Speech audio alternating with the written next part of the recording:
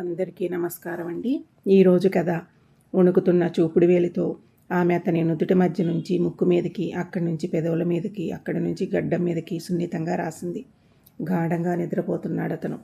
ఆమె చేతి ప్రకంపనాలు అతని శరీరంలో అణువణువు వ్యాపించి అక్కడి నుండి హృదయాన్ని తాకి గాఢ సుప్తావస్థలో ఉన్న అతనికి ఎక్కడో దేవలోకంలో దేవకన్య వీణ శృతి చేస్తున్న అనుభూతి కలిగింది. ఆమె తన చూపుడు వేలితో అలా సున్నితంగా రాసినప్పుడల్లా అతనికి అలాగే అనిపిస్తుంది. ఆమె అతన్ని లేపే పద్ధతి అదే. మత్తుగా కళ్ళు విప్పాడతను. నిద్ర వీడని కళ్ళతో మత్తుగా చూశాడు ఆమె వైపు. లేవాలి అందామె మంచం మీద వంగుని. పడుకున్న అతనికి రెండు వైపులా రెండు చేతులు వేస్తూ ప్రేమగా గోముగా బద్ధకంగా ములుగుతూ అతను పక్కకి ఒత్తిగిల్లాడు.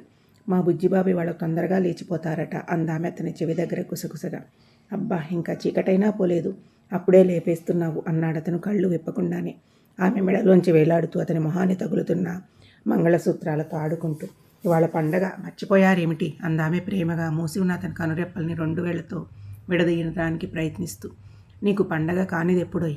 కార్తీక సోమవారాలు, మార్గశివ లక్ష్మీవారాలు, శ్రావణ శుక్రవారాలు అన్నాడు అతను కళ్ళు పూర్తిగా విప్పి ఆమె వైపు చిలిపిగా చూస్తూ. పోండి, వాళ్ళంతా నేను మీతో మాట్లాడను. ఆమె చట్టుకున్న మంచం మించి చేతులు తీసేసి నిల్చుంది. అతను గబుక్కున ఆమె చెయ్యి పట్టుకున్నాడు. అలగకోయ్, ఎన్నేళ్ళైనా ఎన్ని జన్మలెత్తినా నేను ఈ రోజును ఎలా మర్చిపోతాను?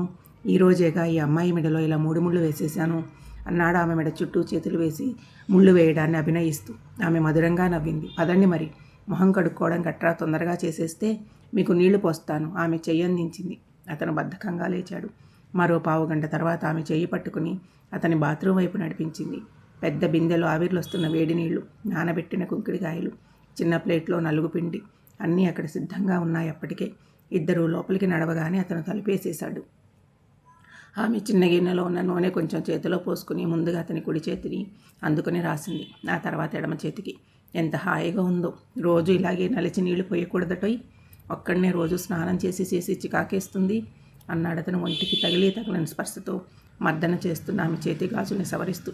చాలండి, ఎవరైనా వింటే నవ్విపోతారు. ఇంకా మీకు బుద్ధులు పోలేదు. ఎవరు వింటారోయ్? అందుకేగా బాత్రూమ్ తలుపులు వేసేశాను. అందుకేగా నేను మిమ్మల్ని ఇంత చీకటినే లేపేశాను.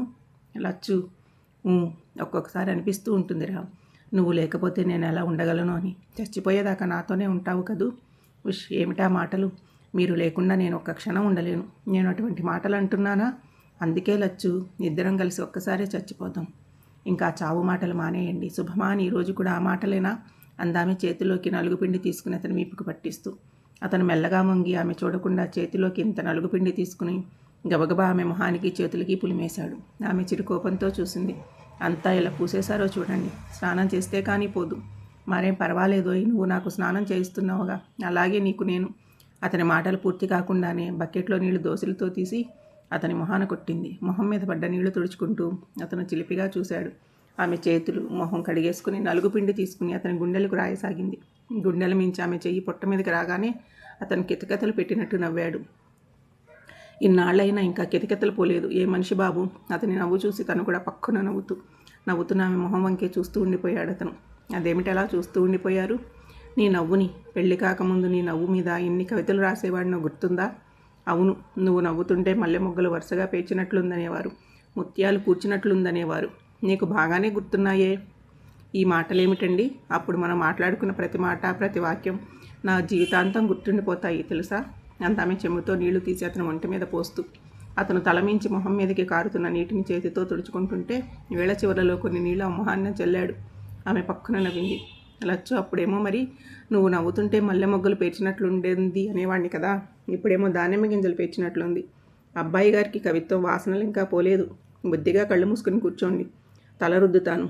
గట్టిగా గోల చేశారంటే బయట పిల్లలకు వినిపిస్తుంది. అవును సుమి, అసలే అల్లరి వెధవులు. ప్రతి క్షణం మనల్ని డిటెక్టివ్లా కనిపెడుతూ ఉంటారు. అందుకే మరి నా బుజ్జిబాబుట బుద్ధిగా కూర్చుంటారట. అతను బుద్ధిగా కూర్చున్నాడు. ఏమండి, ఇవాళ సాయంత్రం పార్కుకి కాకుండా గుడికి వెళ్దామండి, పెళ్లి రోజు కదా. సరే, దేవి గారి ప్రతిపాదనను ఒప్పుకున్నాను. అయినా అదేమిటోయ్, సాయంత్రం పూట షికారుకి వెళ్ళినప్పుడు చెయ్యి పట్టుకుని వదలవు. ఎంత మొగుడినైతే మాత్రం ఎవరైనా అందమైన అమ్మ ఎత్తుకుపోతుందని భయమా? మీరు మాత్రం నా భుజం మీద పూర్తిగా మీ భుజం ఆన్ చేసి నడవరు. అందుకే వీధిలో అందరూ కుళ్ళుతున్నారు. కుళ్ళితే కుళ్ళనిద్దు. ఆ పాట వినలేదు, నవ్వి పోదురుగాక అని మొన్న పక్కింటి కామాక్షమ్మ సావిత్రమ్మతో అంటుంటే విన్నాను. వాళ్ళిద్దరూ ఆ షికారులేమిటి పిల్లాజ్జలను ఇంట్లో వదిలేసి సిగ్గు లేకుండా అని అనుకోనిద్దు. దాంపత్య జీవితంలోని మాధుర్యం తెలియని మూడులు వాళ్ళంతా. అవును మరి, వాళ్ళ ఉద్దేశం ప్రకారం సాయంత్రం అయ్యేసరికి మీరు రచ్చబండ దగ్గరికి రాజకీయాలకి పోవాలి, నేనేమో అమ్మలక్కల ముచ్చట్లకి పోవాలి. ఎవరెలా పోతే మనకెందుకు, నాకు నువ్వు నీకు నేను అన్నాడతను.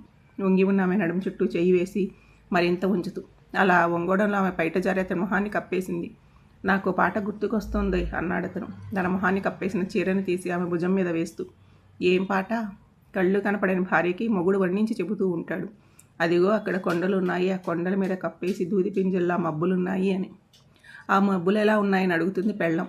నీ పైట చెంగులా ఉన్నాయంటాడతను. ఒక్క క్షణం అర్థం కానట్టు ఉండిపోయిందామె. అర్థమయ్యాక పక్కమని నవ్విందామె. చాలేండి ఇప్పుడు ఆ మాట చెప్పడం. లచ్చు, ఇవాళ ఇలా తెల్లారిపోకుండా ఉంటే బాగుండును కదూ, హాయిగా ఇలాగే కబుర్లాడుకుంటూ గడిపేద్దుము అన్నాడతను కొంచెం దిగులుగా. అవునండి, ఇంకాసేపట్లో ఇంటిల్లపాది లేచిపోతారు. మళ్ళీ సాయంత్రం దాకా మీరెక్కడో నేనెక్కడో. అది సరే కానీ సాయంత్రం సినిమాకి వెళ్దామా? ఆమె అతని నెత్తి మీద చిన్న మొట్టికాయ వేసింది. అబ్బాయి గారికి సినిమా చూడాలని బుద్ధి పుట్టిందేం? రాత్రవగానే ఒక్క బొమ్మైనా చూడగలరా?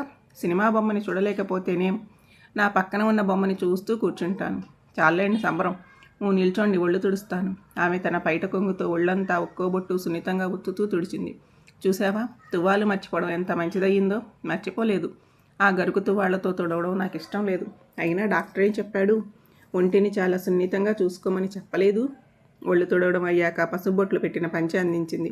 ఈ పంచెలో ఎలా ఉన్నాను? ఎన్టీఆర్లా ఉన్నానా? పంచె సవరించుకుంటూ ఆమె వైపు చిలిపిగా చూస్తూ అడిగాడు. ఆమె నవ్వు దాచుకుంది. కాదు, అమితాబ్ బచ్చన్లాగా ఉన్నారు. అబ్బో, నీకు కూడా హిందీ సినిమాల గురించి తెలుస్తోందే. ఓద్దురు బడాయి, మీరేదో మహా హిందీ సినిమాలు చూసేసినట్లు. ఆమె బాత్రూమ్ తలుపు తీసింది. ఇద్దరూ బయటికి నడిచారు. ఆమె అతని నడుం చుట్టూ చెయ్యి వేసింది. అతను తన కుడి చేతిని ఆమె భుజం చుట్టూ వేసి తలని ఆమె భుజం మీద ఆంచాడు. పార్వతీ పరమేశ్వరులాగా, సీతారాముల్లాగా, లక్ష్మీ విష్ణుమూర్తుల్లాగా గదిలోకి నడిచారు. గదిలోకి అడుగు పెట్టబోతూ నిశ్చేష్టులైనట్లు నిల్చుండిపోయారు. తలుపుకి ఎదురుగా నిల్చున్నాడు 25 ఏళ్ల రవి, చేతిలో పూలగుత్తితో. నాయనమ్మ, తాతయ్య, మీ 70వ వివాహ మహోత్సవ సందర్భంలో ఇదే నా కానుక, నాటక పక్కీలు అంటూ చేతిలోని పూలగుత్తిని అందించాడు. బై పెళ్ళయి 70 ఏళ్ళైనా ఇంత అన్యోన్యంగా ఉండగలిగే రహస్యం చెప్తారా? పాత్రికేయుడు ఫోజు పెట్టి నవ్వుతూ అడిగాడు.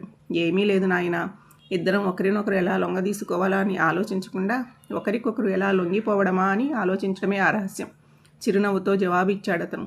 ఇద్దరు ఒకరి కళ్ళలోకి ఒకరు చూసుకున్నారు. ఇద్దరి పెదవుల మీద విరిసి విరియని నవ్వు మెరిసి మాయమైంది.